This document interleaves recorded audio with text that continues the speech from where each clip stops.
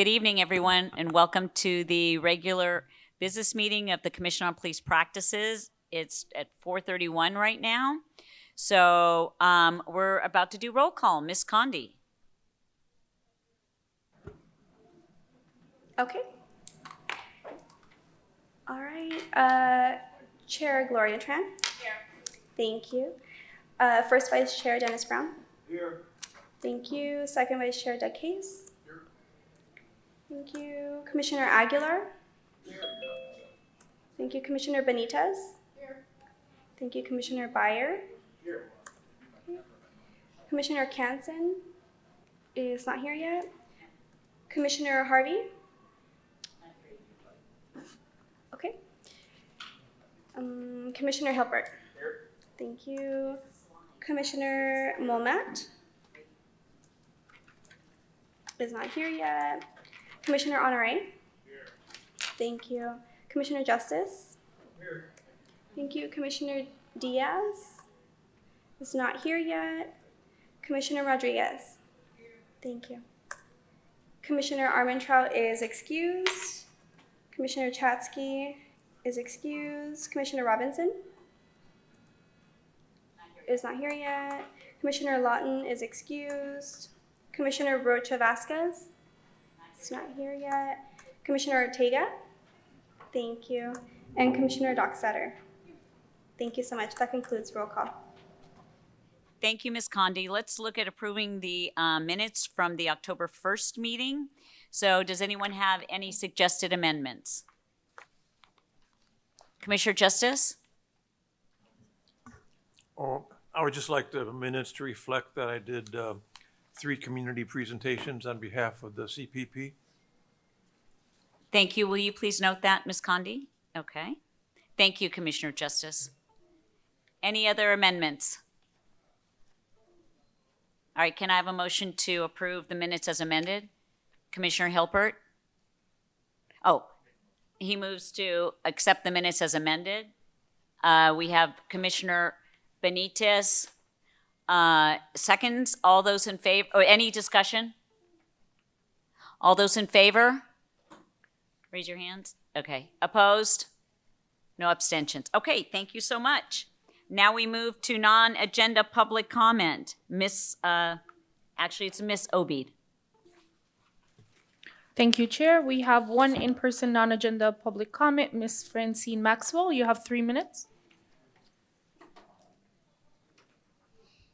Good afternoon, Francine Maxwell. I want to say how wonderful it was to see the CPP tablecloth at the YMCA Jackie Robinson Harvey Foundation Family Day.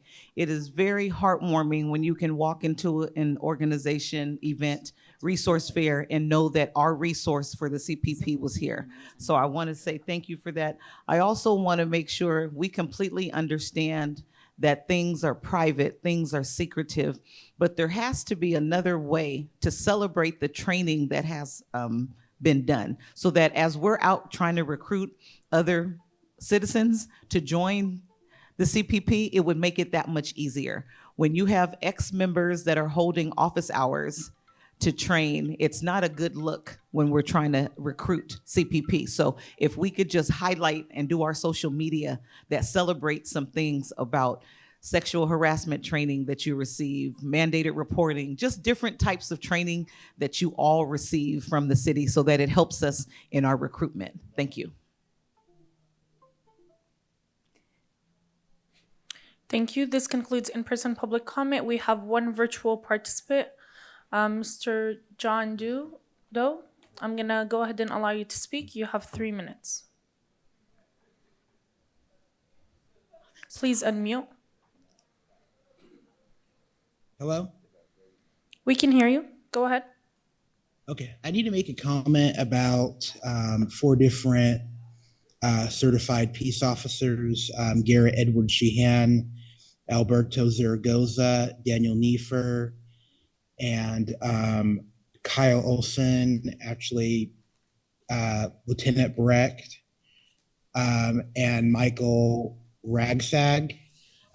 Last year, I was illegally detained for allegedly operating a bird scooter on a one-way road over at Pacific Beach, even though that wasn't true. And my complaint never got addressed properly. They only addressed 3 charges. They never addressed retaliation or falsifying documents. Also, over the last year, I have allegedly been stopped by Michael Ragsag. He's been monitoring my social media accounts. I actually have screenshots of that peace officer, his personal social media account, when he added me on Snapchat for whatever reason. I think he did that by mistake. I am a target of them because of the work that I do. And ever since that incident last year, I've been harassed by them, subject of frivolous investigations. They are monitoring my social media for no reason at all, including stalking me and supposedly giving personal information to the Church of Scientology. There used to be ongoing protest with Scientology, and supposedly somebody from this department, I can't 100% confirm it, gave Scientology personal information right after that detainment. And I hope this department can properly investigate these matters, and that is it.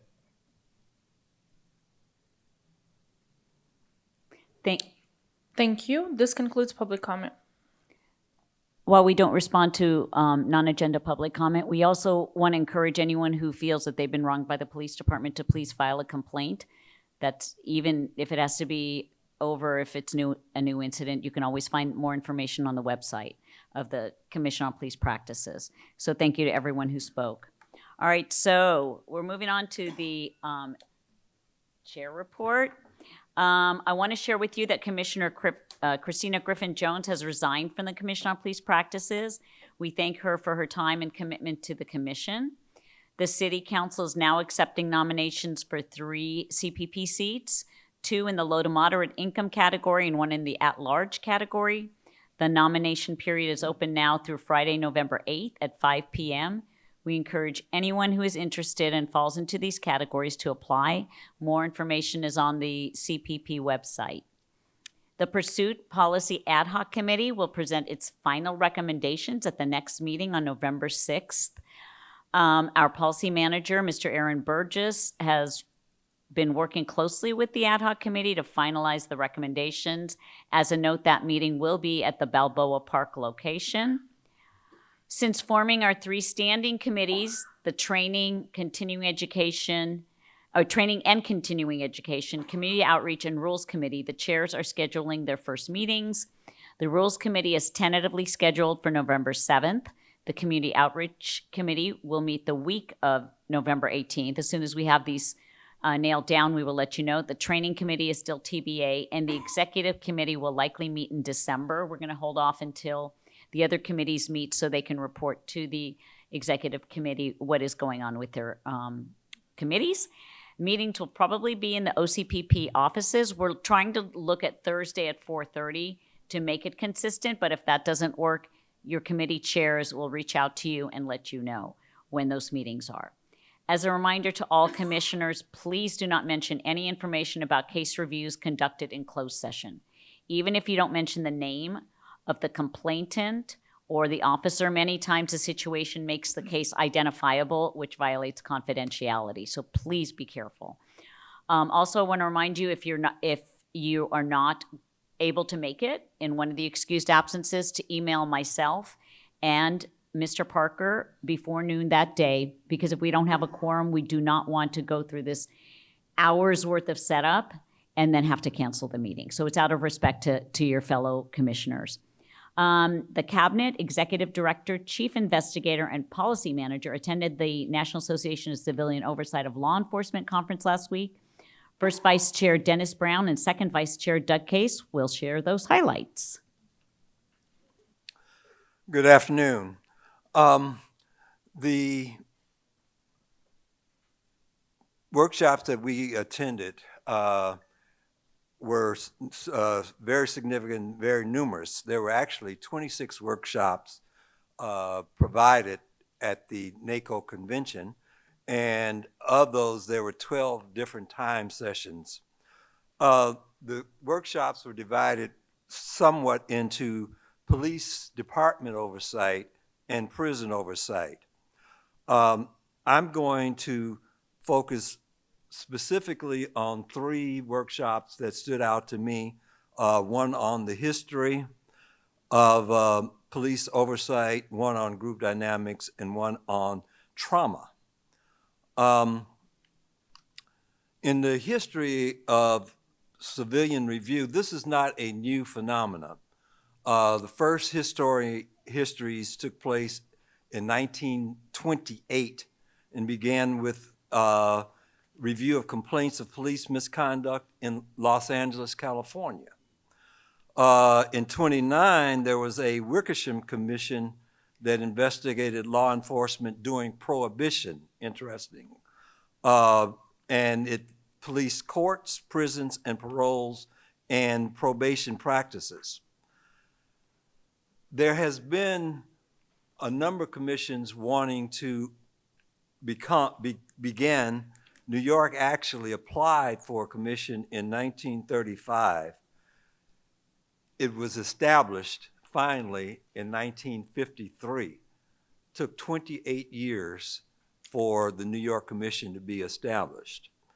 And in 1948, there was a commission in Washington, D.C. There's a lot of information about that. I'll skip over some things and talk about, there were different agencies developed between 1960 and today. Each of the agencies has a different format. They are not at all consistent. There are some that have no fundraising or no funding, and others that have no staff, and others that actually have discipline of police officers. And I'll talk about that in a little bit. There are different models of oversight, both affecting practice and capacity. The different types of oversight, 87% have the capacity to review cases. 85% do policy and patterns and practice analysis. 65% do investigation of cases. 54% do monitoring and audit. 29% do mediations with PD, which is very rare. Only 6.2% can discipline officers. Understand that as we go a little further. We met with a gentleman from Prince George's County. Prince George's County probably has the most extensive police oversight in the country right now. They do case review, participation, and participate with investigations. They make recommendations with policy changes. They can recommend discipline for officers that is binding. Now, the officers do have the right to appeal, but those binding recommendations are very rarely overturned.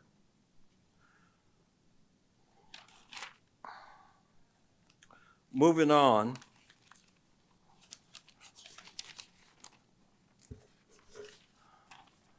There was a second workshop that dealt with group dynamics.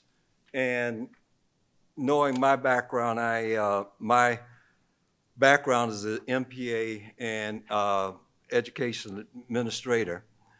I looked at the group dynamics and how things are developed. We talked about CPPs and the police oversights, and there were 4 models that took place in group dynamics. One was forming of an organization, and we're somewhat past that, but that's the so-called feeling out period. There's a second section that is called storming, and that's when there are power struggles between commissioners and there's a vying for leadership. I won't talk about that more. There's a third session called norming, and there's effective conflict resolution. In other words, where there are disagreements, there's an effective way that commissions resolve their conflicts. And there are comfortable interactions between commissioners. Lastly, there's a thing called performing. And these are fully functioning and trusting one another, understanding the collaborative work ethic. Eventually, all commissions, if they are successful, if they're going to be operational, evolve to that point. I think that obviously we have some things to do, but moving past forming, for example, cultivating a collective working spirit, operate with integrity, don't take things personally, get out of your comfort zone, and be prepared for conflict. There's going to be conflict. Moving past storming, which is the most contentious, refocus on group purpose and goals. Move from testing and proving mindset to problem solving. View suggestions as contributions and not criticisms. Respect leadership and different interactional styles. Actively listen to others. Be willing to trust. Successfully resolve conflicts, and let go of the small stuff. Moving past norming, be open to change.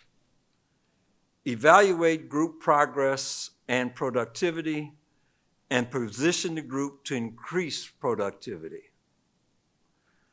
Lastly, performing. When we reach that point, we will be fully functioning. Individually, as a group, as a subgroup, we'll rely on trusting one another, making necessary adjustments, getting the work done, and tight bonds emerge. There's in leadership, and that's one of the questions that we're going to deal with, leadership needs to have empathy, high commitment, understanding collaborative work ethic, fun and excitement, sense of satisfaction, personal development, and ideas about how to sustain momentum.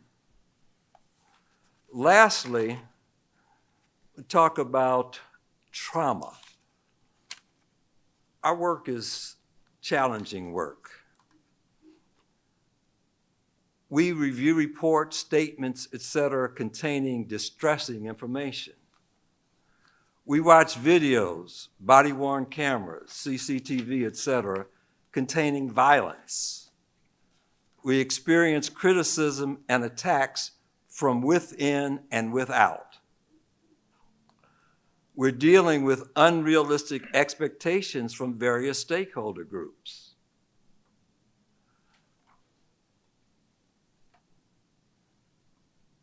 There are things that we experience, like carrying out the work without adequate support or funding, trying to reform a system that is highly resistant to change, working in a field that is a constant reminder of the disproportionate impact that policies, procedures, and practices have on people of color and indigenous populations,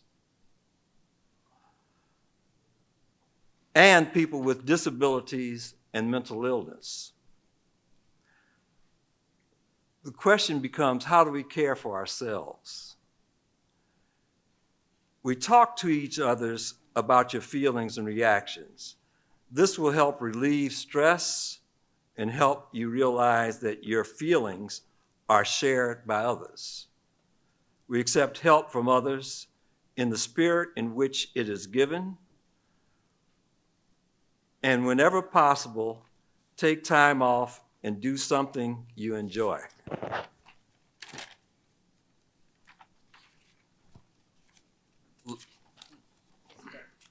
Lastly,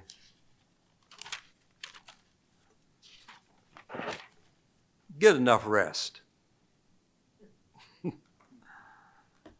Get as much physical activity as possible, such as walking or running. And lastly, give someone a hug. Touching is important. That's what I'm going to contribute. Then Doug is going to take and talk about other workshops that we observed. Okay, as Dennis mentioned, this year there was a special one-day pre-conference workshop. So we spent an entire day with just people who serve on boards and commissions. The people that attend NACOL are a wide variety of people, but many of them are professional people who have full-time jobs working for agencies in oversight of law enforcement or oversight of jails. And probably maybe about a third of them are volunteers. And this is the first time they actually had an entire day in the conference that was focused just on the volunteers. At the same time, they also had one that was focused on executives, and Paul Parker attended that. The workshops began on Monday and lasted through noon on Thursday. And sometimes there were 3 workshops at the same time, and so there was a multitude of workshops. All the handouts that the presenters have been downloaded, and our chief investigator. I just mailed it to everyone. Okay, and so you can find, if you're looking for it online, you just go to the Office of Boards and Commissions folder in our shared folder, go to shared documents, and then you'll see it there. And you can also find the handouts from NACOL 2023. Just a quick, I'm going to pass around the program so you can see the description of the different workshops. And so if there's something that interests you, you can then go on to the onto the page. In the folder, it'll have a grid that shows all the workshops, and then you have to look it up by day. So say day 1, day 2, so you need to look at the schedule to see which folder it's in. Some of the workshops that I attended and found interesting. Let me preface this by saying that I was a little disappointed there wasn't more discussion at the conference of some of the recent threats to civilian oversight in the United States. As you may or may not know, in the state of Florida, a new law went into effect on July 1. This basically shut down all of the oversight agencies in the state of Florida.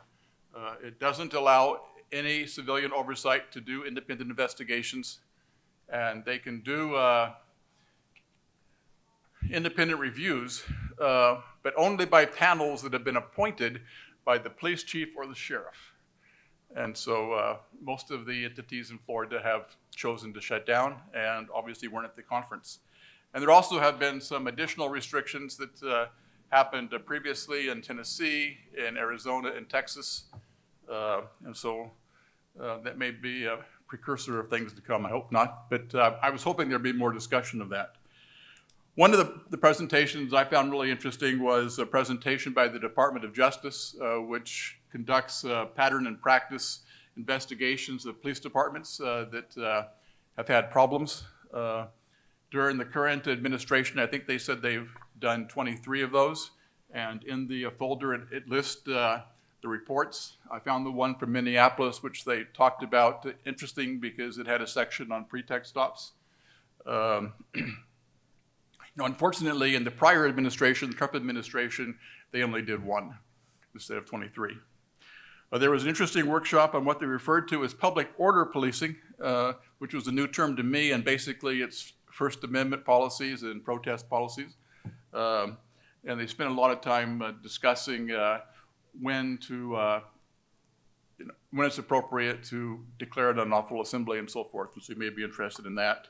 There was a really good workshop on using data for investigations of bias, and it was put on by the New York Citizens Complaint Commission, which is where our chief investigator used to work. Fortunately, they have a large staff and they have a data analyst, and so when they have a discrimination case, they can request data on that officer for the past year. Unfortunately, it's only 1 year, and then they can compare that officer's stops to other people in his unit, other people in the city, and so forth. And so you can sometimes have enough data where you can show that there was discrimination, which is something that we haven't been able to do because we don't have data. All we have is in interviews.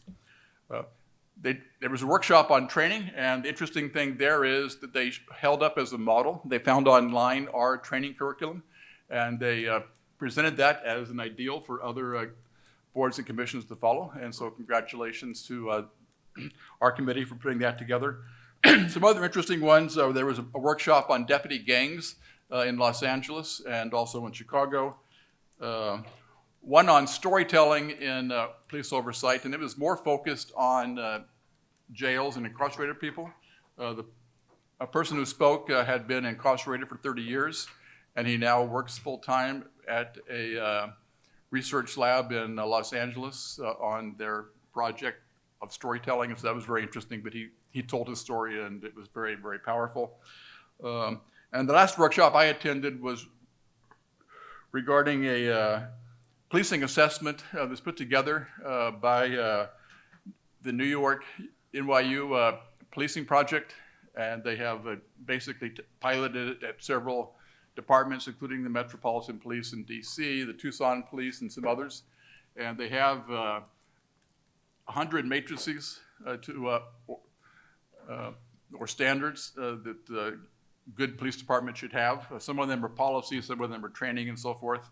And I think it'd be interesting for our department to use it. It's not very expensive, only costs like $15,000 to do it. It involves a self-assessment and then them coming in and meeting with them and so forth.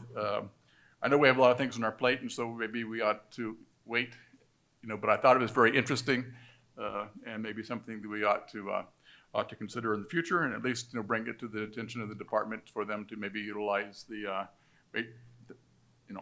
standards that they have to compare to ours. They have, I mailed out to our committees their standards for pretext stops and for pursuits, which were remarkably similar to what we'd already come up with on our own. And so that may be of interest to people. And so I'm going to go ahead and pass around my program. Please make sure I get it back. Maybe you can pass it around that way. And so you can look through there, and then if you see a workshop you're interested in, you can go online and you can look at the handouts. And that's the end. Thank you, first and second vice chairs. I emailed the commissioners the link to the Google Drive that Ms. Golu put together, so you should have that in your email. All right, so as far as training, Ms. Maxwell, that's some of the training that we do, and we send it some commissioners or the cabinet and staff members every year. We'll send Ms. Obeid a picture of us over there so she can publicize that. That's a good idea. All right, so now we're moving to our executive director report. Executive Director Paul Parker is joining us remotely tonight. Mr. Parker. Thank you, Chair Tran. I'm sorry I'm not there in person. In the interest of time, I will send out the executive director report to all commissioners. I will just highlight that one of our new investigators starts Monday, the 28th, so a couple days from now. The other investigator should start mid-November, and we are still on point or on track to start the deputy executive director, general counsel, and performance auditor on or around January 1st, meeting with our new HR liaison, a new employee to the city, with our final meeting next Monday to get these positions posted. The rest I will email. Chair. Thank you. unexpectedly short. All right, and he'll mail out information. All right, so now we're going to an update on the CPP operating procedures and negotiation process between the city and the San Diego Police Union. As you know, they've been drafted, our operating procedures. Now they have to go through many steps to get approved, and one of them is meet and confer with the San Diego Police Union. I turn it over to our amazing outside counsel, Mr. Dwayne Bennett. Thank you, Honorable Chair. Commission, I have to come back to you now and say legally, my bad. What I have been telling you all was that the negotiations involving your operating procedures, the city, and the police union would be a tripartite negotiation, meaning that you draft the operating procedures as defined under the ordinance. Those operating procedures must go through a meet and confer process before they become actualized. Okay, so there's a lot in the implementation ordinance that regulates you all that's not in effect.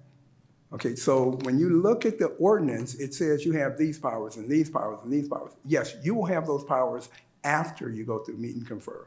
The way to read the ordinance is that anything that involves the commissioners, for example, commissioner meetings, commissioner's code of ethics, that's in effect now. But these other processes in the ordinance that talk about sharing of documents, access to records, the police department shall do this, you shall investigate this, you shall do this, you shall do that. None of that takes effect until we go through meet and confer. In order to get to meet and confer, you had to first draft the operating procedures, okay? You've done that. In my estimation, and I am hearing a ring, so perhaps you all can help me, or maybe I'm talking too loud. In my legal opinion, that negotiation was supposed to be between the union, the city, and the CPP, because you drafted the operating procedures. Excuse me, I'm sorry if that's me. Maybe I'll move back a little bit. So in my estimation, that was between all three of you all. All right, and that's the way it had been up until last week. So Paul Parker, myself, have been meeting with the city team. We believed, past tense, that we were going to be able to go into closed session with you all under a labor code or under a Brown Act exemption that allows labor negotiations so that we could share with you the feedback between the union, the city, et cetera, right? That's what I errantly believed in my naivete. The city attorney overruled me and said, no, first the city attorney first we thought that was going to happen. The city was on board with that process. We were about to schedule a closed session. The city came back and said, hey, we rethought it. City attorney says, no, it will be a Brown Act violation. So in deference to the city attorney, who is the highest legal authority within the city, I backed down. So I have to repudiate what I thought about the negotiations. Where we are right now, just from a process standpoint, Commission, is right now the negotiations over the operating procedures that you drafted are between the city and the union. Okay, that means that they are involved in the negotiations. You have no seat at the table. However, okay, a wise man once told me that as long as you can keep them talking, you might be able to get some compromise. So I'm still working. We're working with the city to see if there's some way that you can have a seat at the table to negotiate your operating procedures with the union. I know it sounds weird that you would draft the procedures and then you turn them over to the city and the union will come up with the procedures. Okay, so I know it sounds strange. We're working, it's not over. And I understand right now the chair has an action item to vote on direction for the chair to send memo to staff. I am going to ask you all to please give me a chance. Don't do that right now. If you could just give me a chance, let's see what we can do. Because the goal is to get you some say-so in terms of how these procedures that you drafted will be implemented. I think it puts the city in an untenable position trying to explain with the union what you all were thinking when you drafted operating procedures. So I think that there is a way, we're working on it, and I will be able to come back to you shortly with an update. I would ask you all to please hold off on the letter to the city at this point. Okay, before we go to discussion, do we have any public comment on this item? Yes, we have one in-person public comment. Ms. Francine Maxwell, you have 3 minutes. Francine Maxwell, we did not stomp the yard for all the years to get where we want to be. This is unacceptable, and to let your outside counsel not give you a time frame. We know what meet and confer is in the city of San Diego. And so for you to push pause on making sure that you do your memo for the constituents, for the residents, we need a time frame. And so we know that Thanksgiving is coming. We know that they're going to be on legislative break. So let's build in right now today a time frame that you are going to respond. I respectfully request that you consider that. I know that you want to give your outside counsel the good old college try, but you know, like I know, we know our city. And if we don't put deadlines and timeframes, then we'll be looking in 2020, 26. And so we don't have time for all that. And so I'm very concerned. We are in an election season. We are about to get a new city attorney. And so that's also going to put us at a disadvantage as we have to get people sworn in and things like that. So please consider a timeline.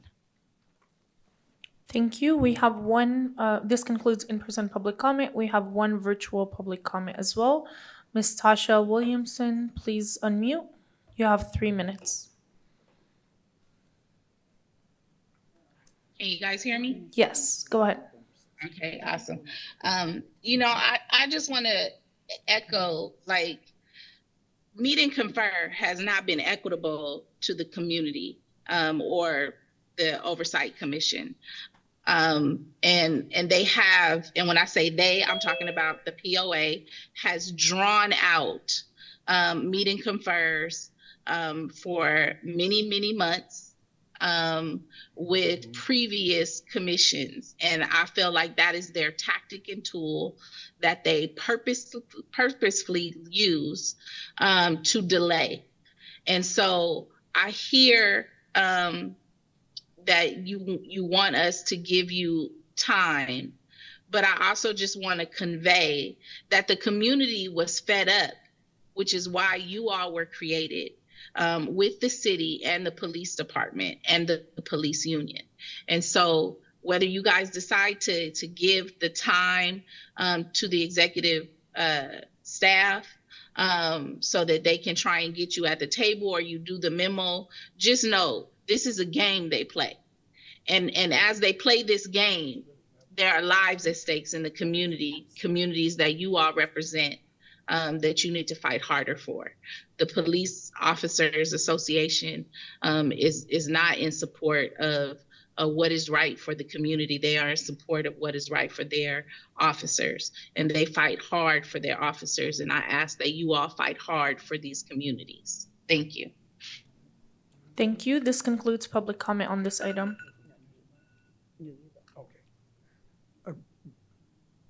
So Chair, okay, Chair, just for purposes of the community, I don't mind you all putting the time limit on me, okay? Because I'm working it as hard as I can. So if you want to put a timeline on it or a deadline in terms of when you want to send a letter, that's perfectly fine.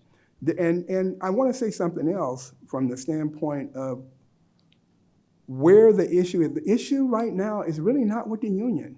The issue that we're dealing with is trying to understand the process that the city will use. Okay, so we can't get there. Paul and I have been in negotiations over some of these issues. It's not the union. We can't get to the union. We're trying to understand what's going on with the city.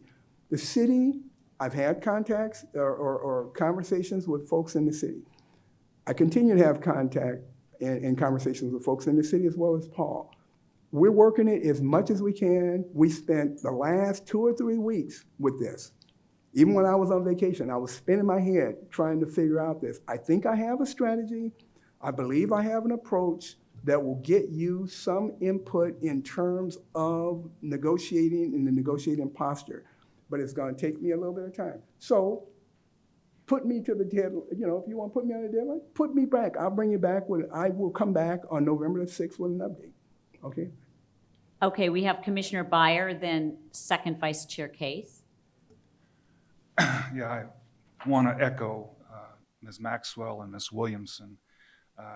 these are unacceptable tactics. You're acting in good faith, Attorney Bennett. You're acting in good faith, trying to negotiate in good faith. Well, that doesn't work when the other side is operating in bad faith. So, and there's a history of this, as you know, Attorney Bennett.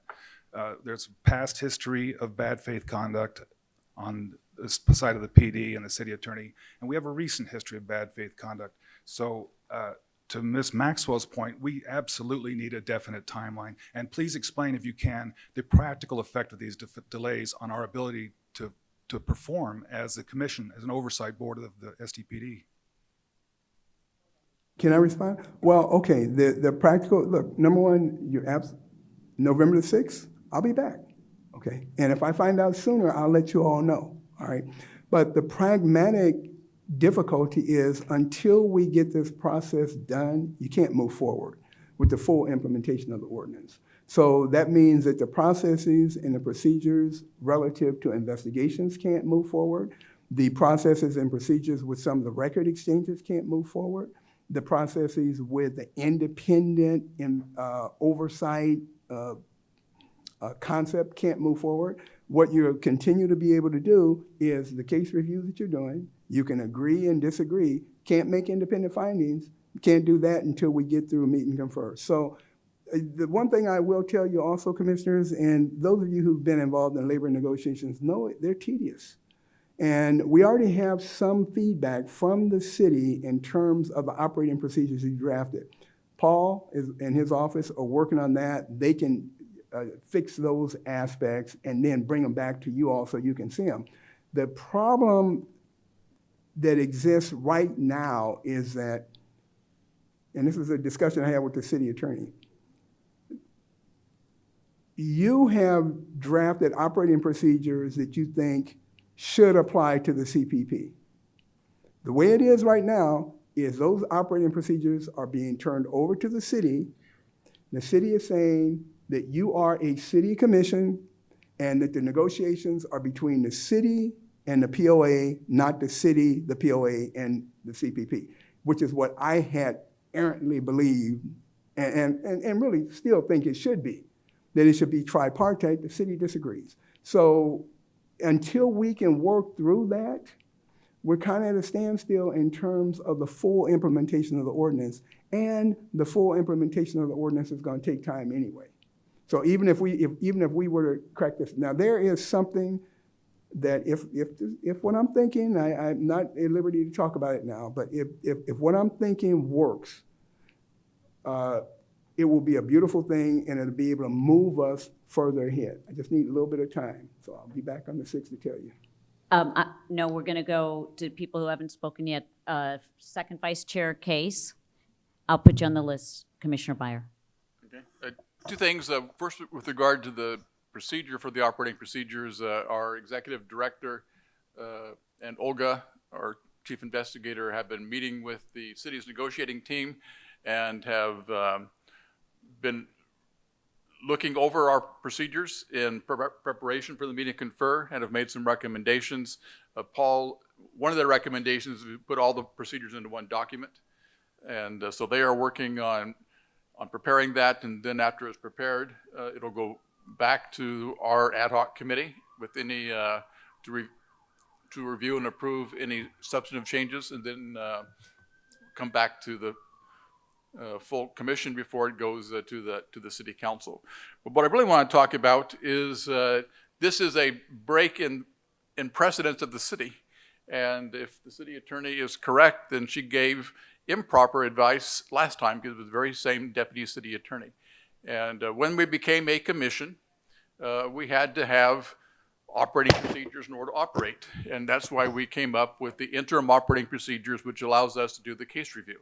And in order to do that, we had a meet and confer with the city, the same negotiating team. And yes, it was a meet and confer between the city and the POA.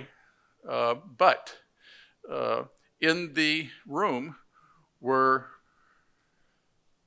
myself. Were you there, Brandon? And Brandon. I was first vice chair, Brandon was chair, and our executive director, Charmaine Mosley. And so we were able to hear the discussion between the POA attorney and the city's attorney. And if there was a question, we were basically put into a waiting room or separate room, and the city's attorney asked us questions and so forth, and they went back to the negotiation.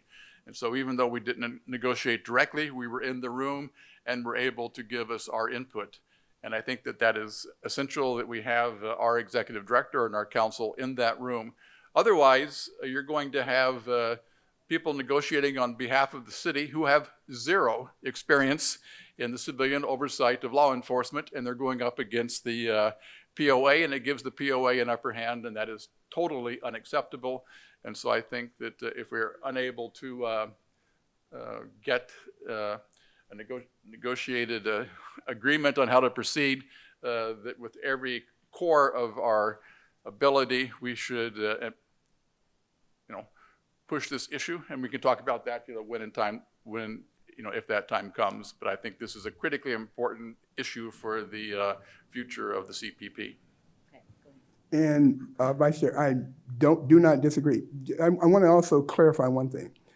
The city attorney invited Mr. Parker and myself to join the city's negotiating team. Let me clarify, they did. They said you and Paul could join the team. They wanted to put us in the team to go into closed session with the city council. And I slept on that, and I stayed up one night and said, that doesn't work. All right, why doesn't it work? Because I have no way to involve you all in terms of that negotiation.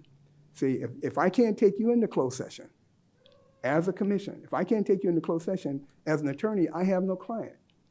I can't decide what works for the operating procedures. Paul and I can't make those decisions for you. We can be your conduit, we could be your negotiators, but we have to be able to come back and talk to you about it. If I can't get you in closed session, if I can't have a closed session with you, who's going to tell me whether or not you like this operating procedure or not? See, that's a conundrum that we have. The city is saying, you as a commission are not a part of the negotiating process, so you as a commission can't go into closed session. Well, we can't negotiate this stuff in public. We can't discuss it openly. It's the only way we can meet. And so that's the problem. The problem is how I can be on the city's negotiating team, all right? I know how to negotiate. I'm a former city attorney myself. I've been doing this for a long time, so no problem. I understand negotiations, the POA. Paul understands it. And it had been thought up until last week that was going to be the process. Last week, the city says, no, that's not going to be the process. That can't be the process. Okay, so now we have to go back and figure out, look, Paul and I can be on the negotiating team, but we have to have a fulcrum. We have to have the commission's input. We can't negotiate on behalf of you all and then make decisions, final decisions.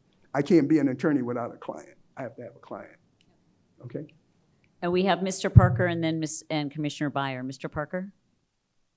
Thank you, ma'am. I just want to, I'm going to put Mr. Bennett on the spot. Mr. Bennett, as it pertains to the interim standard operating procedures passed by the City Council on October 6th, 2022, can you confirm for me and to the commissioners, because that's going to tie in with the next two items we talk about, that this is all we have to operate on? The interim SOPs that talk about case review and policy review until such time that these operating procedures are implemented. Am I correct? Okay, we had this discussion with the city. That is what the city confirmed. Whether we agree or disagree, that's what the city said. The city attorney negotiating team said, yes, that's true, Mr. Parker. Now here's what I'd say. The way to understand it is you look at your ordinance. The ordinance has a whole bunch of provisions in there that just are not in effect now and will not be in effect until further notice. But the provisions of the ordinance, again, that relate to the commission. And for example, I've taken parts of the ordinance that I think are in effect. For example, the definitions of review, evaluate, those things are okay, but there are a lot of parts of the ordinance that just don't apply. The city has said that what you have or what we have is the interim operating guidelines procedure. That's what they said. Commissioner Byer. Yeah, I have several questions. First of all, following up on Miss Maxwell's question, what is our timeline? Do we have a specific time? I just turned 68. No. How old am I going to be when this gets resolved? Yeah, Commissioner, I can't tell you. Well, I can't. What is your most truthful and accurate estimate? No, I cannot. What is your most truthful and accurate estimate, please? No, can you your most truthful and accurate estimate, please? Well, I can tell you, I should be able to come back to you with an update in terms of whether or not the process that I'm proposing will work. But I have absolutely no way of telling you how long the meet and confer, the negotiation process is going to be. I have no way, because that presumes, number one, I've been told that some of this will have to go through the Public Safety Committee. They have one more meeting this year, and then they're not going to meet again. So they are the ones who are involved. So I can't tell you, I can't dictate their schedule. In terms of how quickly negotiations will be, let me just say it like this. In terms of the operating procedures, there's one procedure, your attorneys will understand this, the pitches procedure, which is the police officer discovery procedure when you want police officer personnel files. There was a question about the pitches procedure. I sent 2 weeks ago a memo to the city attorney, to the negotiating team, and to the police attorneys for a response. Should have been quick, should have been turnaround. I haven't heard a thing. So I can't, I know how quickly we can move, but I can't make the city respond to me, and I can't make the city attorney respond. I did talk to the city attorney after I sent the memo, and I said, where's my response? That was a week and a half ago. I still haven't heard anything. So I can't tell you. Could be a year, could be 2 years, could be 3 years. It could be. I mean, look, okay, Commissioner, for those of you who've been tracking this ordinance and the implementation of this commission, did you see how long it took to create you all? Yeah, they It was slow years. walked it. I mean, yeah. I mean, I can't tell you. Next question. The municipal code has a section 26.1108 sub A that says city employees, in particular PD and internal affairs, must give commissioner activities prompt and full cooperation.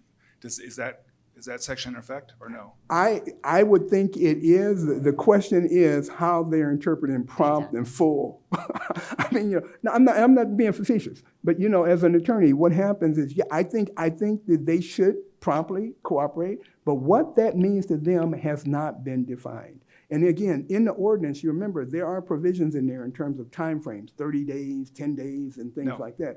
A lot of that, a lot of those provisions, they're not applying. They're not complying to. And some of those will require the city, the PD, and the commission to negotiate a process for how this is going to take place. Then when we try to do our oversight, when we try to conduct inquiries and try to learn how the police does its procedures, how the police officers in the field perform, we can't get their cooperation in that. The power is in the PD and IA to decide what information we can get when we want to do our oversight duties. Well, okay, they're supposed to cooperate, right? I can't tell you they're not. They don't. Okay. But then the problem, all right, here is one of the big problems that you all have in record access is purely negotiation. Trust me, it's pure negotiation. In terms of the records you can get, the records you can access, how you can access those records, it's pure negotiation, and we haven't gotten there yet. Thank you. The 30 days is for the chief to respond to our case reviews if we have questions as far as a case moving forward, and the 60 days is for him to respond to policy recommendations. Commissioner Honore, then we're going to have to wrap it up and decide next steps. First of all, I want to thank you for the work you've been doing on this. I know it isn't easy. Thank you for the presentations and the information.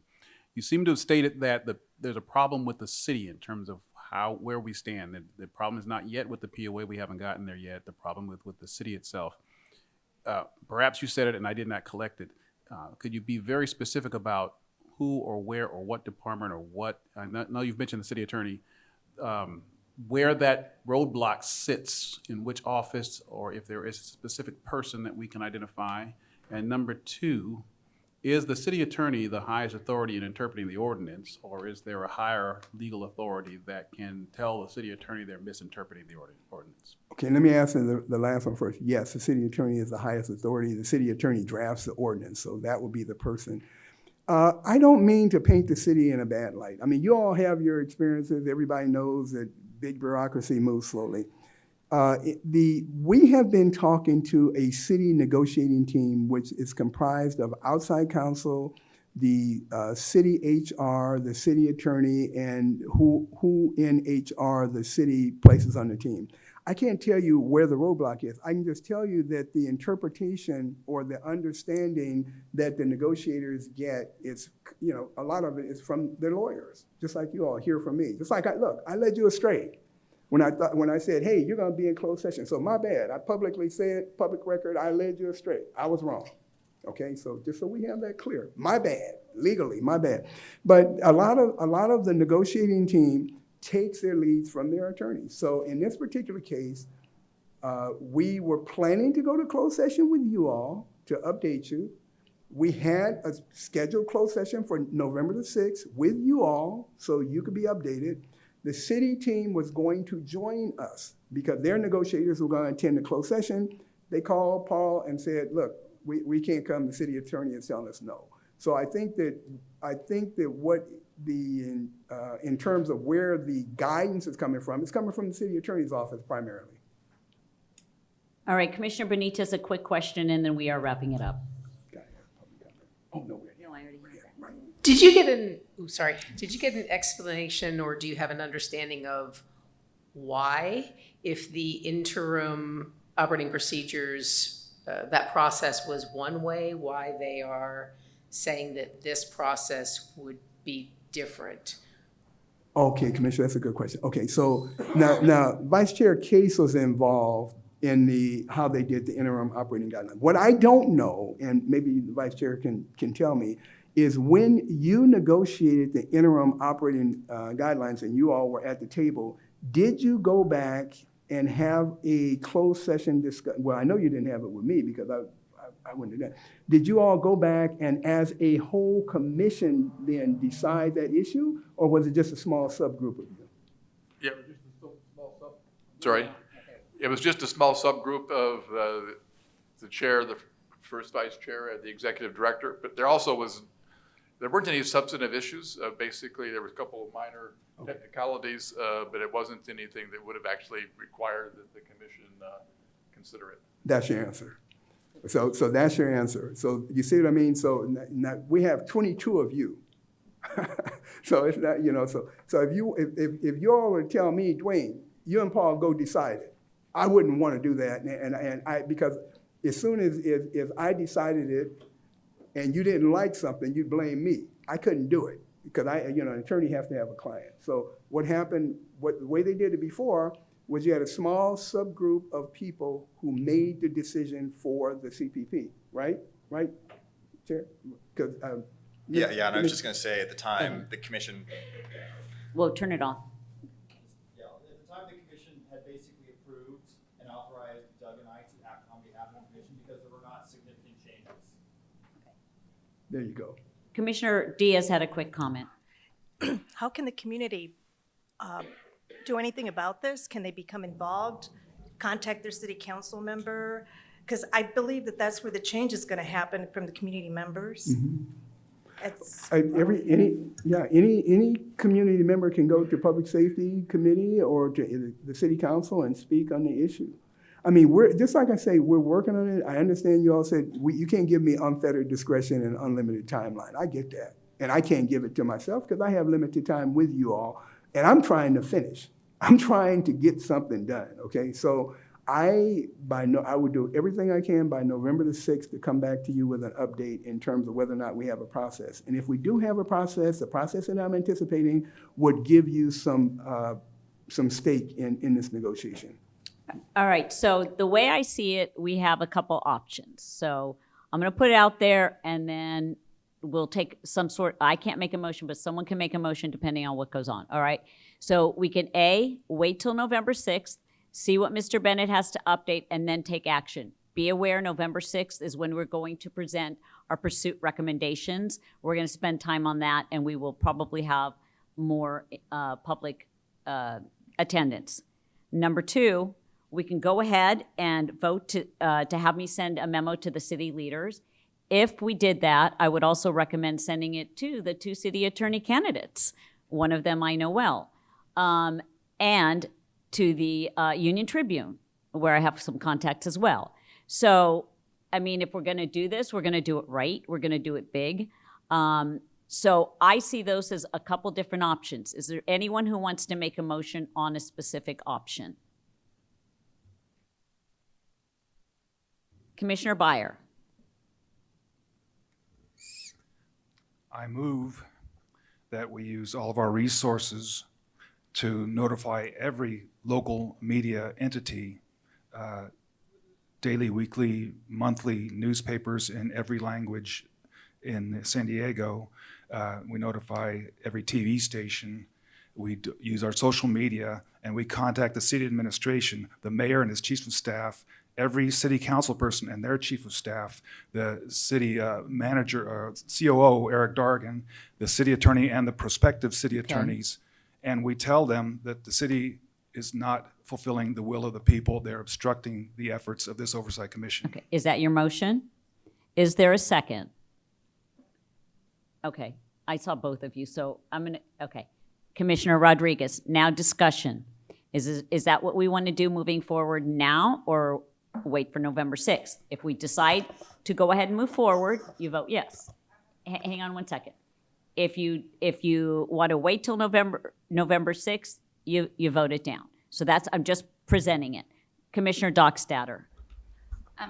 I would suggest, I fully respect the desire to want to wait, but I also think that November 6th is after the election, and we might have a much better track record doing it ahead of the election and placing pressure on those. Commissioner Rodriguez. I just want to add, can we suggest, at a minimum, for them to entertain 1 to 2 CPP commissioner representatives to attend? That's something that he was going to be working on, maybe a cabinet, the executive committee, something to that effect. But again, that's if we wait. And we can still do that as well, suggest that as well, and do both. So yes, that's been in the works. I saw Commissioner Byer and then Commissioner Harvey. Yeah, I agree with you. We can do both. Okay. That's what I would do. We move proactively right now with the public, bringing the public into it, and at the same time continue with the efforts through council. Thank you. Commissioner Harvey. Yeah, that's exactly what I was going to say. So, you got that. May I ask to amend? Did I see someone else's hand? I'm so sorry, Commissioner Benitez. Just a comment about the election, and that is that we will have a new city attorney, and we know how things change.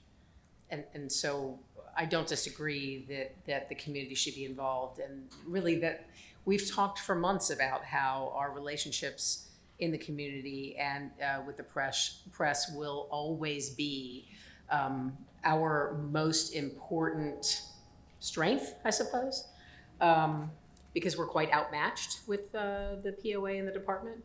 And so while I agree with what you're saying, I do think that either pressing the pause button or being aware that the change in administration at the city attorney's office is meaningful as it pertains to this whole conversation. Okay, I was just gonna, let me just get this out. I would like to recommend that if we do have this motion, I would like to ask for an amendment that you trust that I write the letter, which, no offense, I mean, I'm a pretty good writer. And we get it out as soon as possible. So is there a consensus to add that to the motion? I'm looking at, is there a consensus? No? Okay, then we need to vote because I see some no's. Who is in favor of adding that amendment? Raise your hand, please. I'm sorry. At what? Amendment to the motion. Amendment to the motion. To allow the chair to compose the letter and send it to the entities noted. That is the amendment. Is there, okay, 1, 2, 3. Point of order, Madam Chair. Is there some discussion on that amendment before there's a vote? Would that be Yes, appropriate? you may have a discussion, yes. I'm just asking if you're going to have some before you vote. Well, actually, if we amend it, then you can have discussion on it, but that's fine. You can go ahead. You vote on the amendment. No, I'm just saying. You discuss the amendment before you vote on it. Yeah, if you propose an amendment. Yes. Has there been a second? Yes. has there been discussion on the amendment? No, now that's where we're at. Go Okay. ahead. Because, I thought we had started voting on it before we had Go ahead. discussion. No, I'm not, I'm just talking about procedure. We went to a vote before we had discussion. Commissioner Hilbert. I'll just add quick discussion. I think what we're all arguing is time is of the essence. I would say the amendment makes sense, because if otherwise we're waiting for the 2 weeks, which is what we were just saying we didn't want to do, is waiting. So I would say it makes sense to have the chair draft that.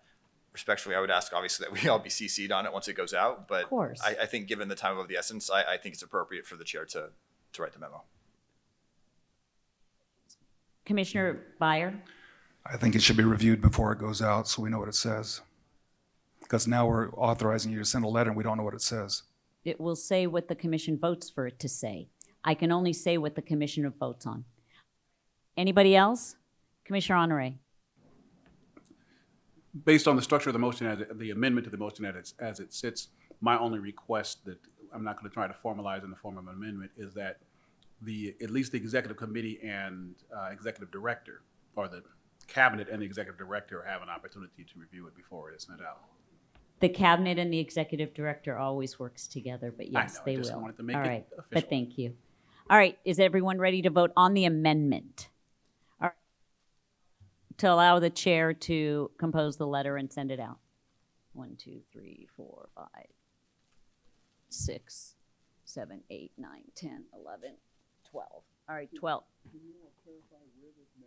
In a second, we're just adding the amendment. All right, there's 12. Those opposed? 1.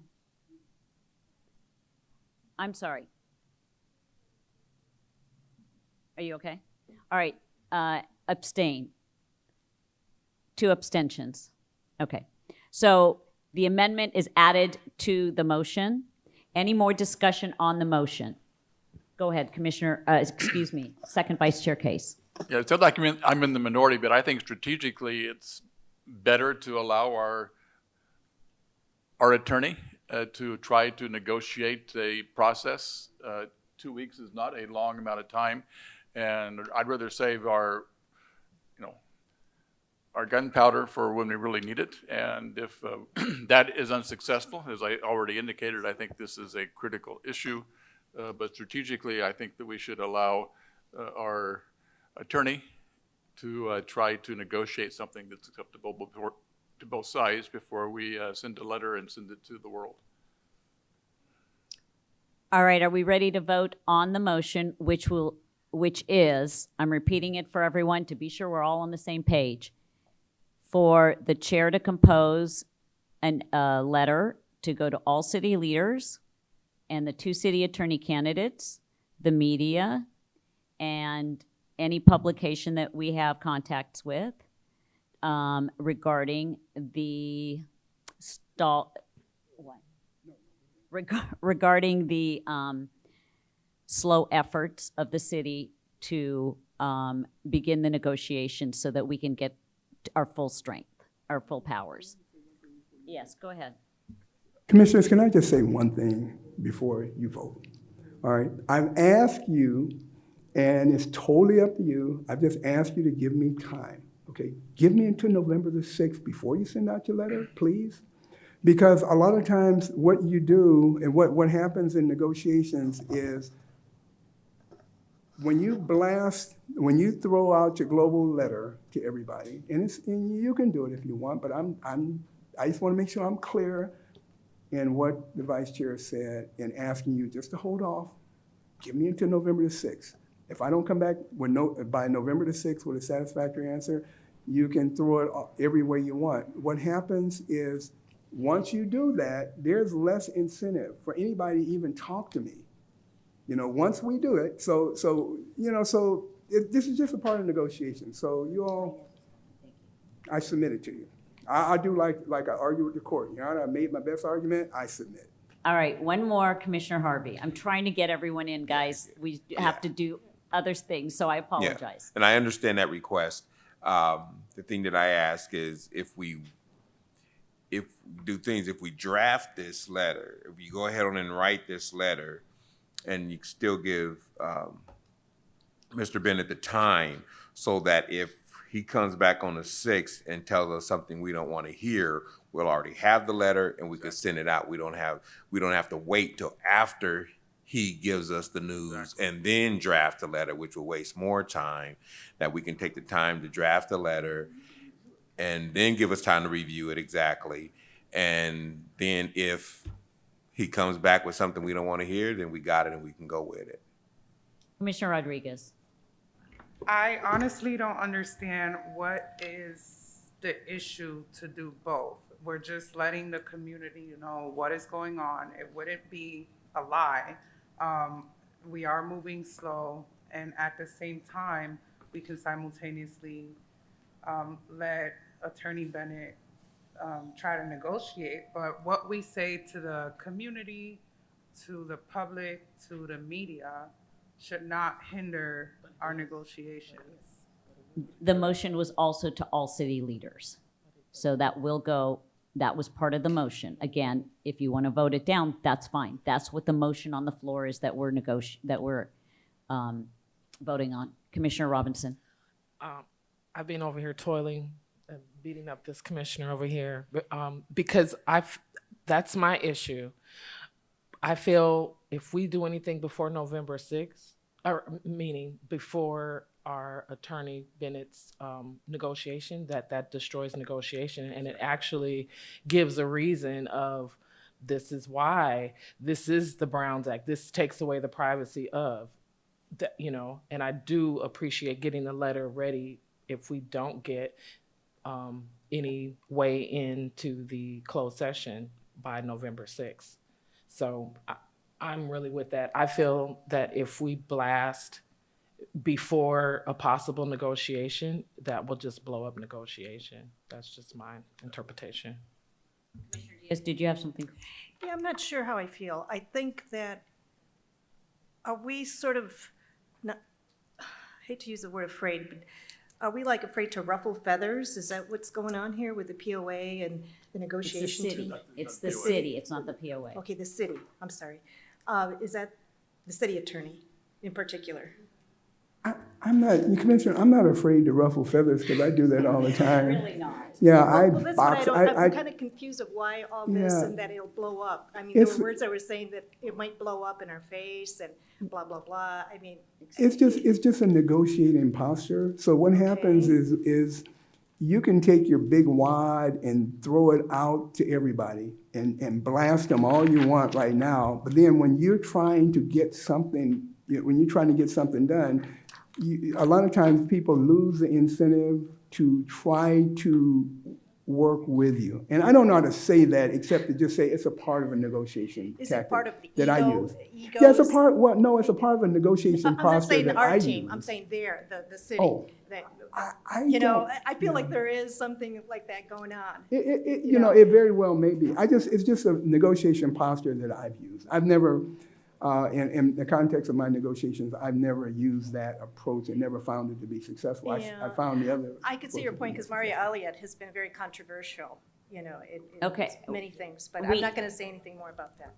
Commissioner Byer. There's no negotiations to blow up. You operated in good faith. You worked with them in good faith. And then what is it, last week, they pulled the old switchola and everything's off the table? The negotiations are blown up at that point. What are we going to preserve by keeping quiet about it? Don't we owe the community the information of what's going on? We do owe the community that information. I just want to respond one thing. So, Commissioner, I just want to make sure you all understand. The city, honestly, I'm not saying they're acting in bad faith because I don't want to put that label on them. I know you believe they are. But the city attorney had second thoughts in terms of the approach that we were taking, and I'm not saying that they did it in bad faith. What I'm saying to you all commissioners is, look, I have made some inroads. I need to get some checks and balances. I think I can come up with a process that may work for you. It's going to take your cooperation. We're going to need your cooperation, but it would get you back in the negotiating table or in the negotiation posture. And you know, look, just to be honest with you, look, it's my credibility on the line. Okay, I've been talking to the people. I've been talking to the people in offline, And, if you go out and you all blast them now, well then, okay, then why the heck should they talk to me or trust me with anything?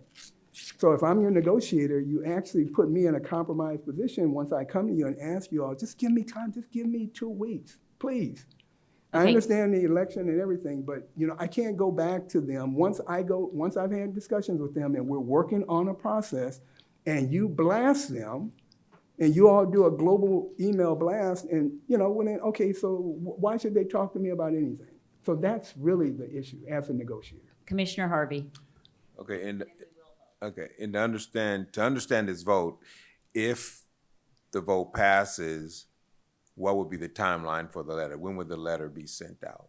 Well, we said send it out as soon as possible. That was the So motion. before the 6th? Absolutely. It would Okay. probably be this week. Okay. So if you want to wait, that's a no. If you want to go ahead and send the letter, have me send the letter, whatever, that's a yes. So that's what we're voting on. And now we're going to vote. So if you want this motion to pass, for the letter to be sent as soon as possible to all the entities we discussed, raise your hand. And we're going to go ahead and take a name vote.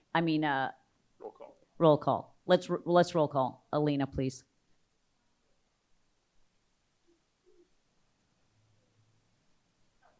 And we'll count. No, only if there's a tie will I vote. So it's you. Okay, can you hear me? All right, first Vice Chair Dennis Brown. No. Okay, second Vice Chair Doug Case. No. Commissioner Aguilar. Commissioner Benitez. No. Commissioner Breyer. Commissioner Canson. She said no. No, okay. All right, thank you. Commissioner Harvey? No. Okay. Commissioner Hilbert? No. Commissioner Honore? No. Commissioner Justice? No. Commissioner Diaz? Yes. Okay. Commissioner Rodriguez? Abstain? Thank you. Commissioner Robinson? Nay. Okay. Commissioner Rocha Vasquez? Abstain, thank you. Commissioner Ortega? Commissioner Dockstader? Okay, so that brings the vote to 10 noes, 4 yeses, and 2 abstentions. Thank you. The motion does not pass. We will wait till November 6th. Commissioner Harvey? Can I make a motion that we go ahead and draft the memo with the and allow the commissioner to go ahead and represent the commission, but also give us time to review it so that if our attorney, our counsel comes back with something that we don't like to hear, that we can immediately send that letter out. Is there a second? Second. I heard for a second Vice Chair Case. Any more discussion? Guys, we have some cases to go over too. Any more discussion? Commissioner Rodriguez. I want to add for us to draft a motion, but have it ready to send out on the 1st if we don't hear nothing. The 1st, November 1st. Okay, that's not the, that's the discussion. Okay. We're only voting, we're only talking about this one motion right now. So you can ask to amend the motion to be on the 1st, but that would be an amendment and we would have to vote again. Got it. Okay. All right, any more discussion? All right, the motion on the floor is to have the letter ready to go after we get an update, if needed, ready to go once we get an update on the November 6th meeting. All right, all those in favor, raise your hands. High, please. 6, 7, 8, 9, 10, 11, 12. 12 yes. Okay, did you get it? No, raise your hands again. I'm sorry, they're taking it down. Thank you.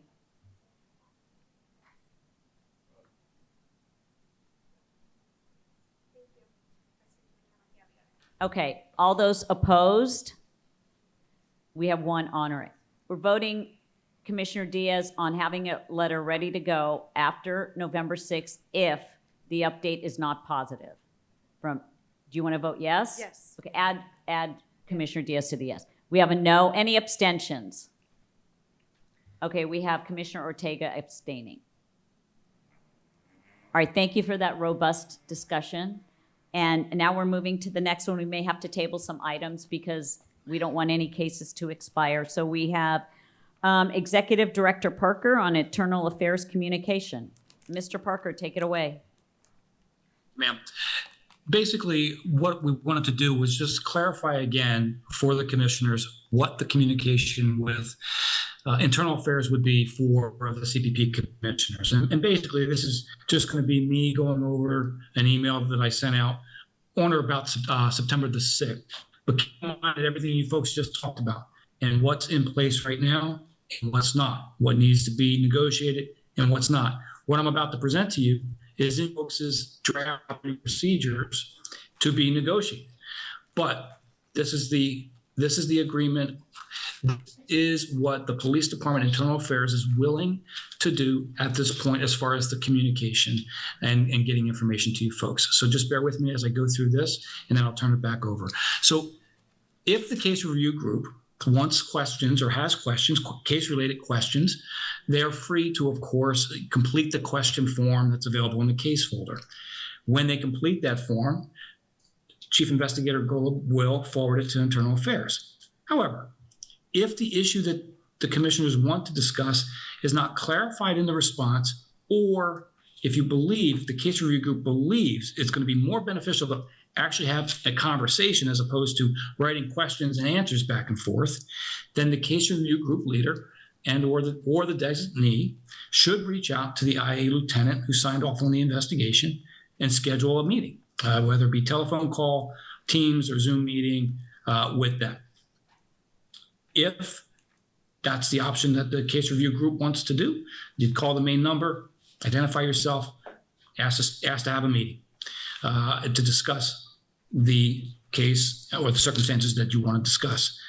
What the new Internal Affairs Captain, Julie Epperson, has requested is that if you do that, if that's the option you'd like to take, she would request that the questions that you're going to, the concerns or questions you have at least be submitted to the lieutenant prior to the meeting so the lieutenant could appropriately follow up and have some answers ready for you when you get there.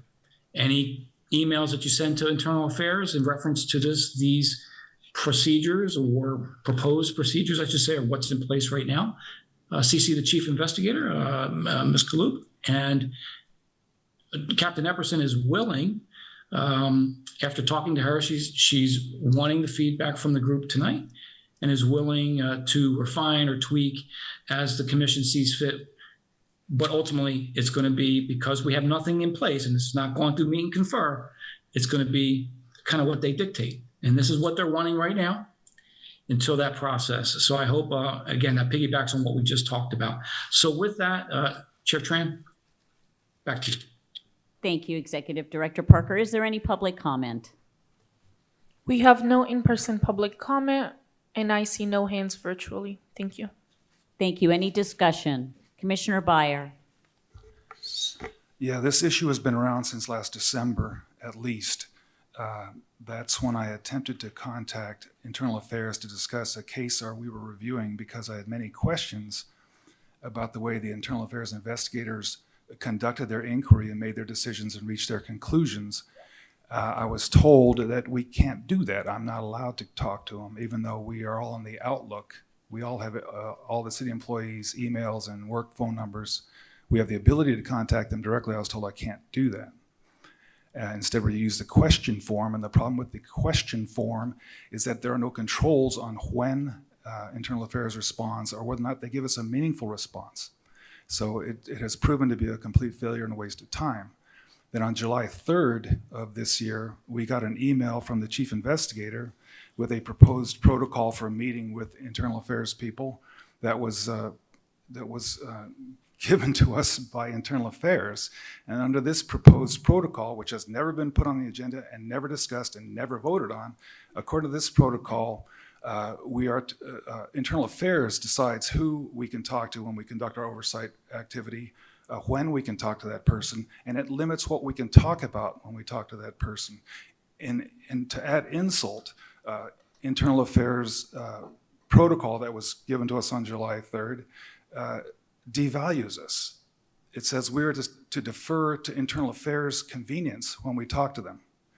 It cautions us that they don't work Mondays or Fridays, so we shouldn't try to talk to them on Monday or Friday. It devalues the fact that the commissioners in this room are unpaid volunteers who are sacrificing their time, sacrificing family time to do this work. So that July 3rd protocol, which was never discussed, never put on the agenda, never voted on,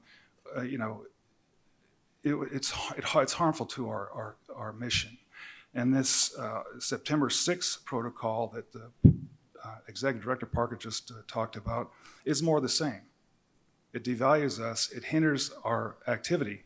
Now, my argument was going to be that they were obliged under 26.1108 sub A to cooperate with us, but apparently that may not be the case. There may not be any statutory authority to compel the IA to cooperate with us. But we've seen time and time again, I've documented time and time again, where they have failed to follow these protocols. The IA has refused to meet with us, and that's been the case. They have repudiated these protocols. I followed these protocols exactly to the letter. Talked to the IA investigator. We set a time for me to meet and talk to them about a case. Within an hour, he had emailed me unilaterally canceling the meeting without explanation, saying, not gonna meet with you. That happened on July 31st, or roughly July 31st. Relative to these protocols, they're not worth anything in my view. Thank you, Commissioner Byer. Executive Director Parker, did you have anything to add to that? No, what Commissioner Byer said is, as far as what he laid out as occurring, that's exactly what occurred. Commissioner Hilpert. I would just add, I think although that was what happened in the past, there's been a command change at Internal Affairs, and I think it's gotten better. I was actually just in Internal Affairs today to review an OIS, and they've been fairly responsive to getting us what we need so we can actually review stuff. I think there's still some frustration on our side of just what can be put on our Google Drive, so we don't have to go into IA, but they do seem to be at least more willing to respond to our questions, get us the information we need. I would echo Alex's point, or Commissioner Byer's point, that there's a timeliness issue. I think we use the question form. Sometimes it does take several weeks to get stuff back, and especially when we're trying to turn a case around, usually sometimes 2-3 weeks is usually when we're butting right up against when we're trying to get the case ready for the meeting. But I do feel like it's getting better, and I think part of it is the command change of staff, both with the captain at IA and also the chief of police. Second Vice Chair Case.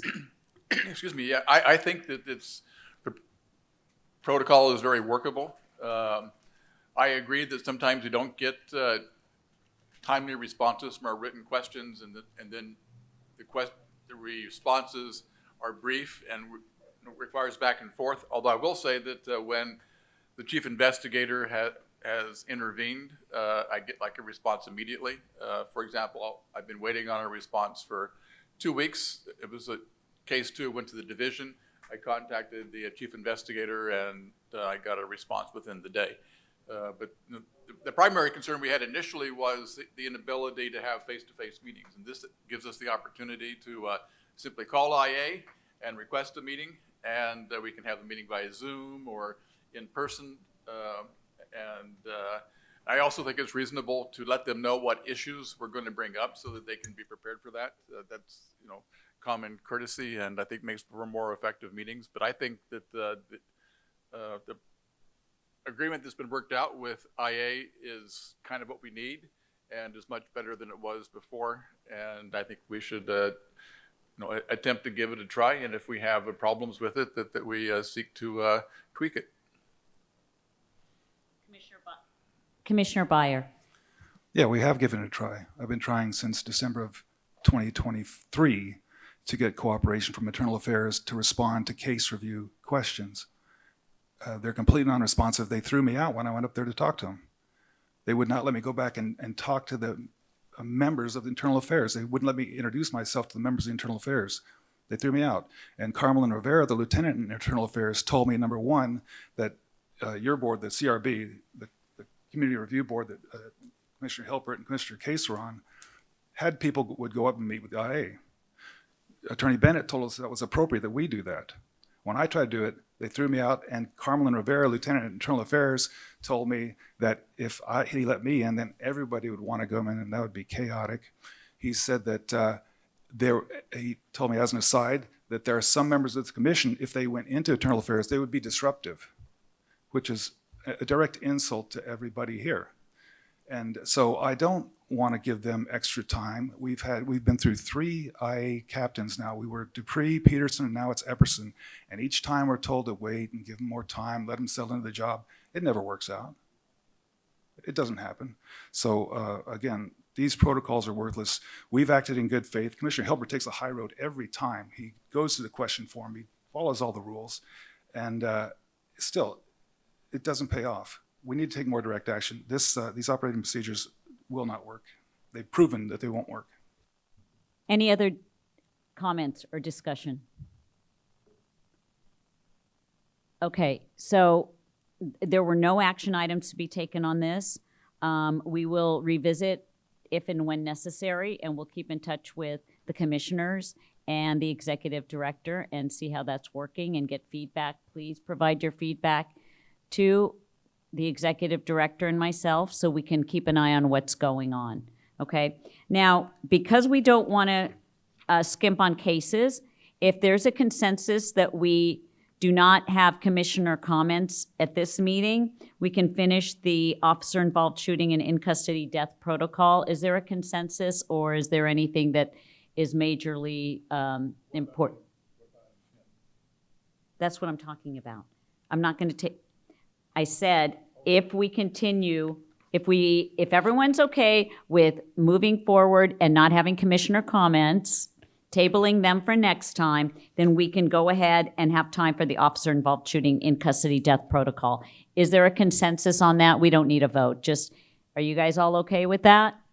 Okay, so I'm turning it over again to Executive Director Parker on the officer-involved shooting and in custody death protocol. Mr. Parker. Thank you, Chair Tran. In reference to officer-involved shootings or I should say in custody deaths.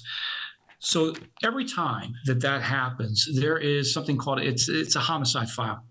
It's a very detailed file containing the complete investigation into the shooting or into the death. Every time. So somehow it had come up over the last couple of weeks that perhaps our case review teams or groups were not getting the information or all of the information contained within those files. So it turns out that may very well be true, that information was not provided in whole. So that's obviously a concern. So what the San Diego Police Department Internal Affairs is, because these are case reviews, because we do not have the independent investigatory authority. If we had independent investigatory authority and our subpoena power was good to go, then we could send a subpoena and get the entire file. That's what happened when I was the executive officer in a close by civilian oversight entity. However, here we will have the CPP case review groups will have access to the homicide file effective immediately. However, to do so, you'll have to do the protocol we just laid out about contacting and making an arrangement, have a meeting. The internal affairs folks will provide the file in its entirety with one exception. Anything about criminal history, anything obtained from the national database, a criminal history database, will be redacted. That's standard, that's confidential information. I never got that in the civilian oversight entity I was with before either. But everything else you'll have access to include medical examiner reports, photos, body-worn camera, you name it, you'll have it. You'll have to go there to look at it. You will be in a room, probably with another staff, with a police department employee. You will not be able to take photos. You'll be able to take as many notes as you want. You'll have the time to look over the file and glean the information you want from it.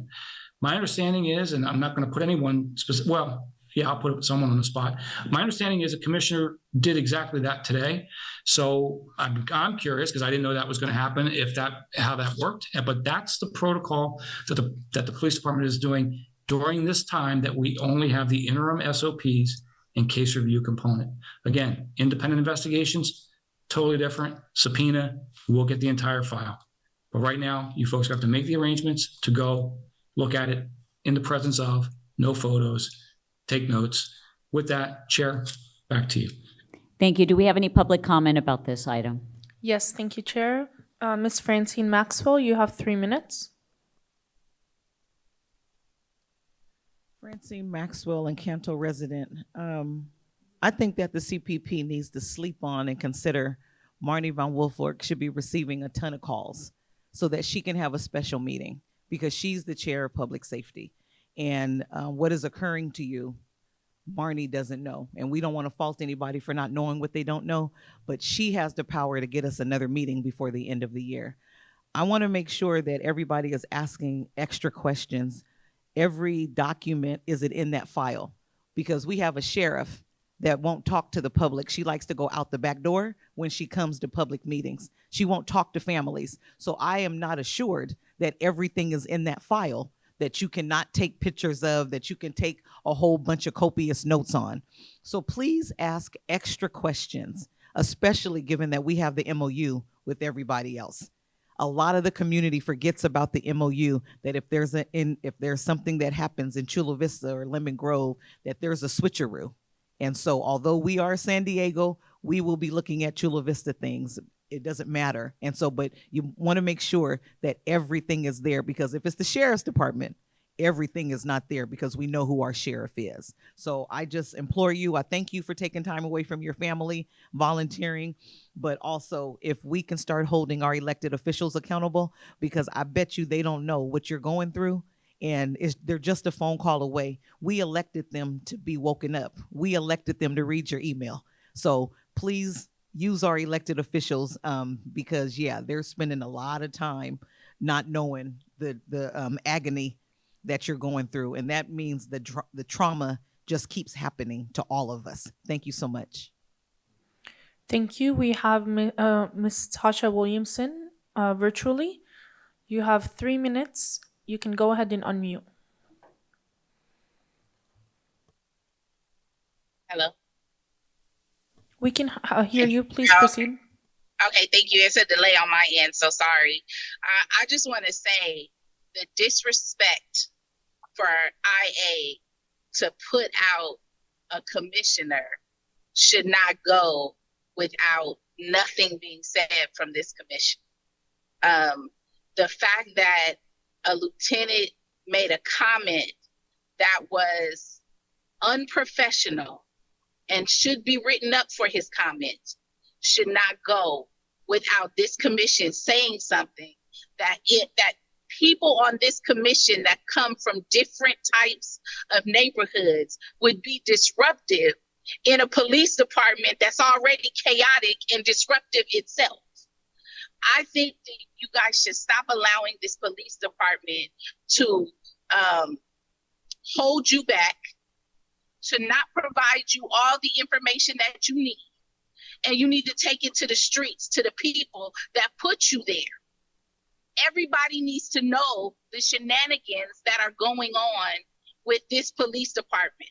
This police department has harmed, has killed, has put people away in corrupt manners, and without clear oversight that has all the information. It is a disservice to the people that voted for this commission. It is a disservice to the people who stand on this commission. It is a disservice to this city council, this government. And so I implore you, I understand that there are times that we need to negotiate. There are times that we need to roll up our sleeves and dig in 10 toes down. And we need not be afraid to do so. I'm disgusted. Internal Affairs and the police department that is supposed to be upstanding and honorable has not been so with you all, and not with this community. And Wall has a matter of months to get it together, because every time his officers act up, we gonna hold some type of something at his home, on his block, because we are tired. We put you here to save us, to help us, to get this SDPD together. Blood, sweat, and tears go into holding these officers accountable. Do something. Shame on them.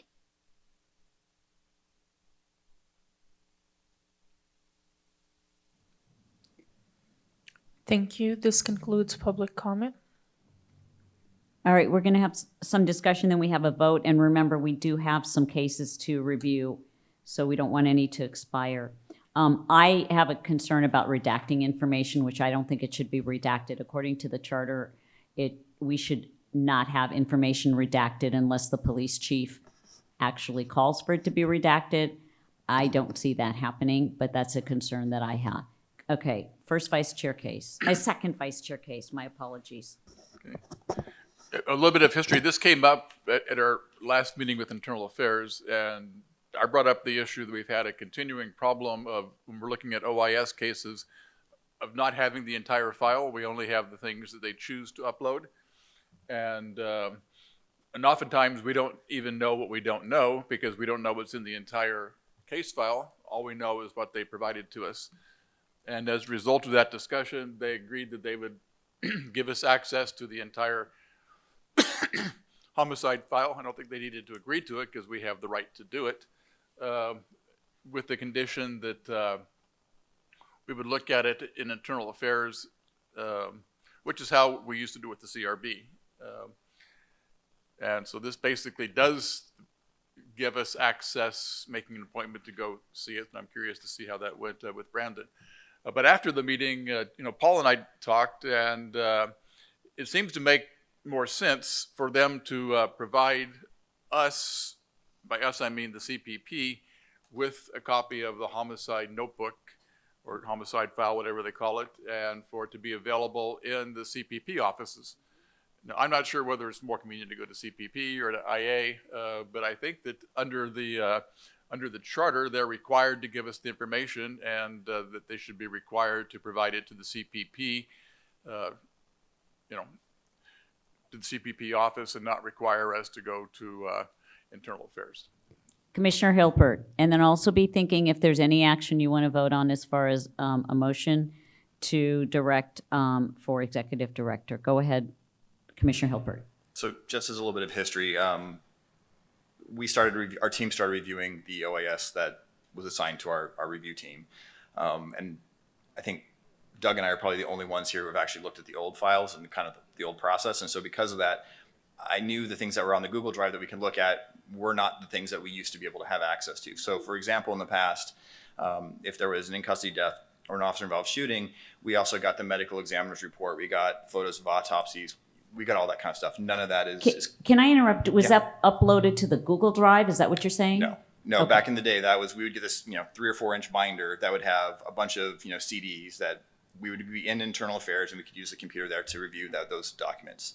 The other thing that's a little bit unique, and I don't completely understand it, is what they're not giving us now are the audio interviews of officers or any witnesses, which is odd because when we have a normal case, we get those audio interviews. When I was there today, they basically said to protect the investigation that we have to be able to do it there.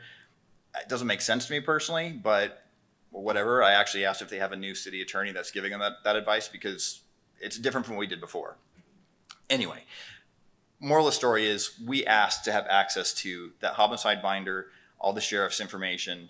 And I will say, I do think SDPD does a much better job on their reports than the sheriff's department does.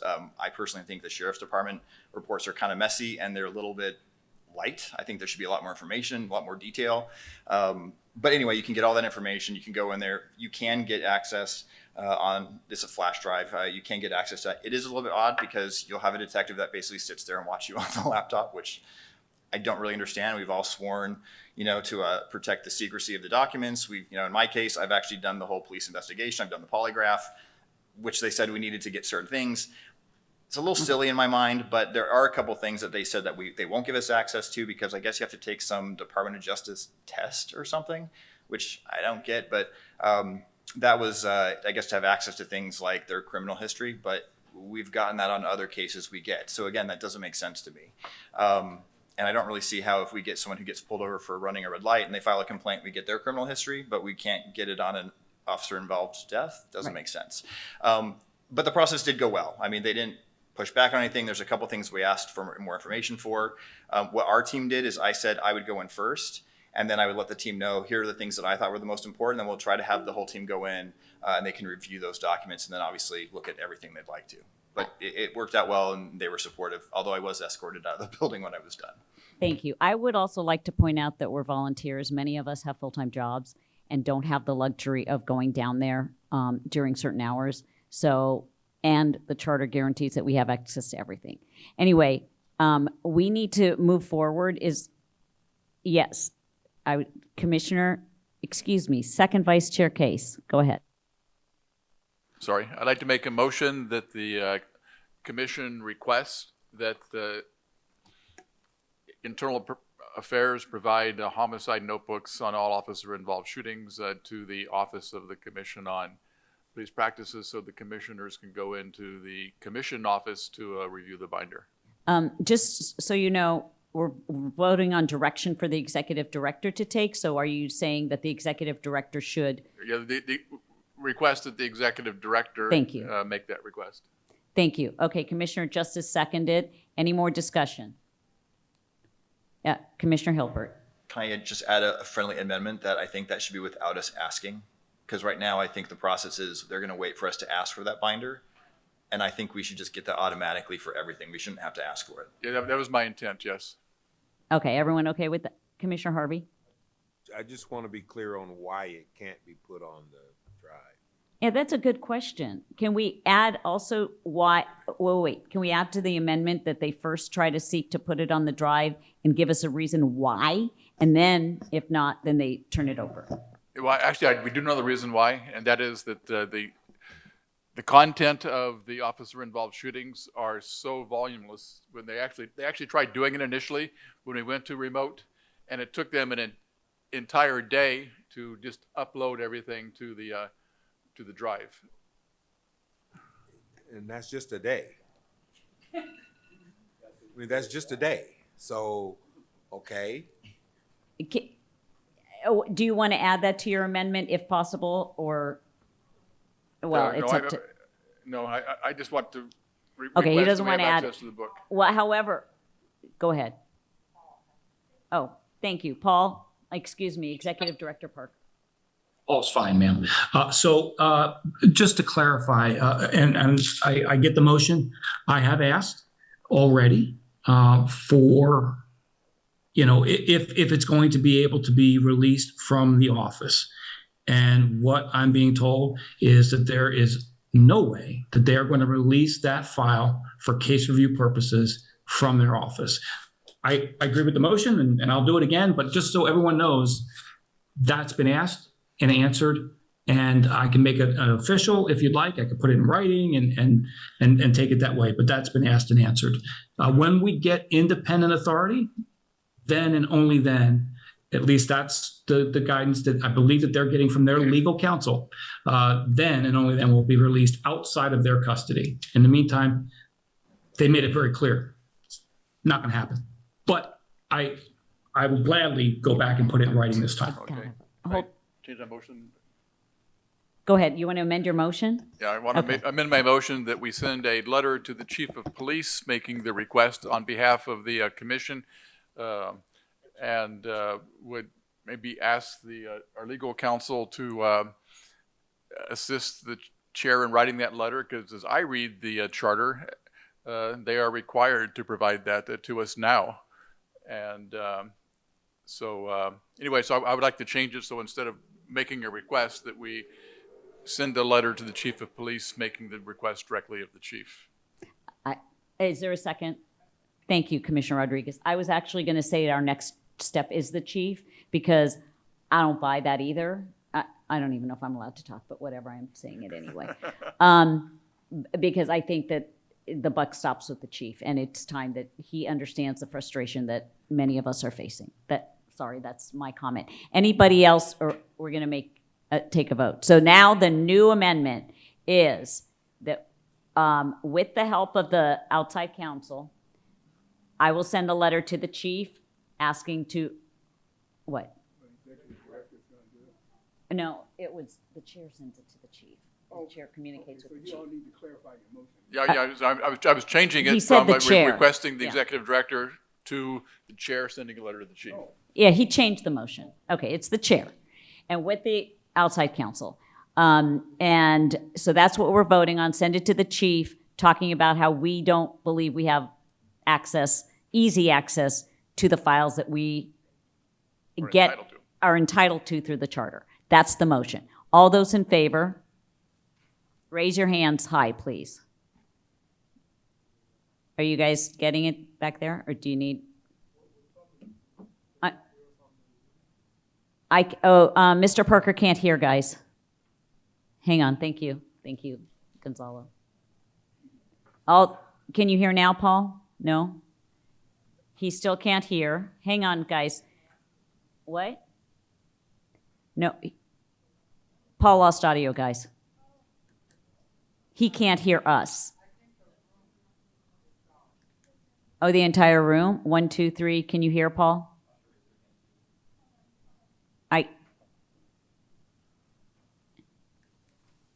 Okay, he's left us. He's done with us. I'm kidding. I'm kidding. Sorry, we need a lighter moment. Tasha has, we are done with public comment.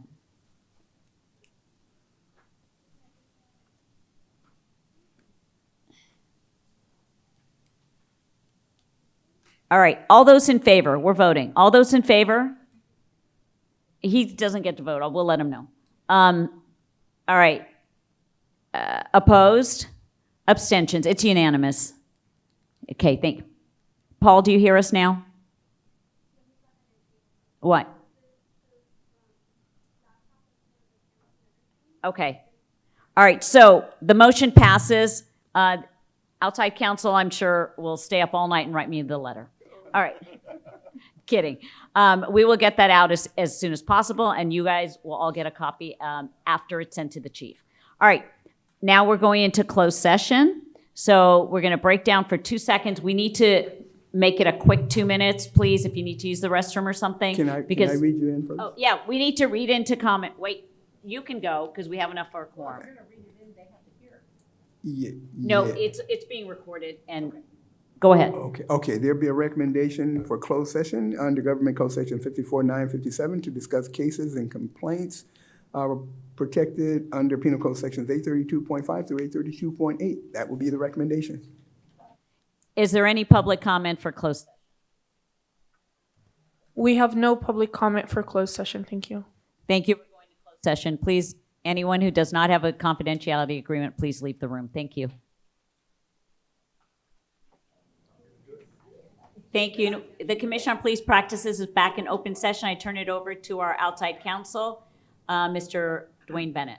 Thank you, Honorable Chair. The Commission met in closed session under Government Code Section 54-957B to discuss confidential matters, complaints that are confidential under Penal Code Sections 832.5 through 832.8. Commission gave direction, no formal action is necessary or reportable. Thank you. Thank you, outside counsel. I also want to commend commissioners on the robust discussion we had. I thought it was really good, and everyone was respectful, passionate, but respectful, and I appreciate that. And I think we made some good progress, and we have a plan moving forward for the negotiations. So I appreciate it, and I thank everyone for their input. I think it's all important. So I am ending this meeting at 7:22. Everyone have a good night, and thank you for your time. 0001. The one we did.